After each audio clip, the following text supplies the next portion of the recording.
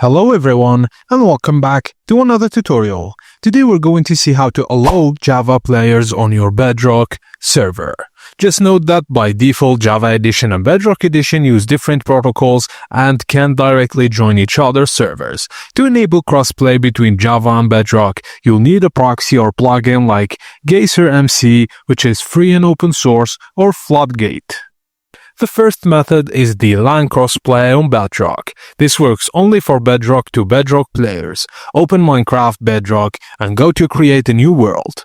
In the Multiplayer tab, turn on Multiplayer Game and Visible to LAN players, then tap Create. And your friends on the same network can join, but Java players can't join with just this method. The second method is the Realms method.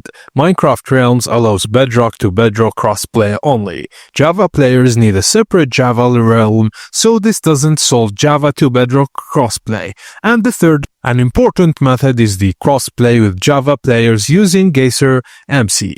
If you want Java plus Bedrock together, you'll need Geyser MC. Firstly, download Geyser MC plugin for your Bedrock or Java server. If using Spigot paper server on Java, just place the Geyser plugin in the plugins folder. If using Bedrock dedicated server, install Geyser as a proxy.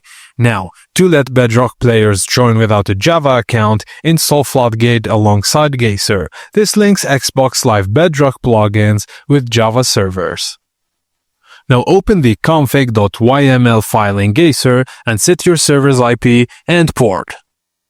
Now all you have to do is launch your server, Bedrock players join using server IP plus port, and Java players join normally through Minecraft Java launcher. And that's it guys, as simple as that. Thank you for watching and please don't forget to like and subscribe for more.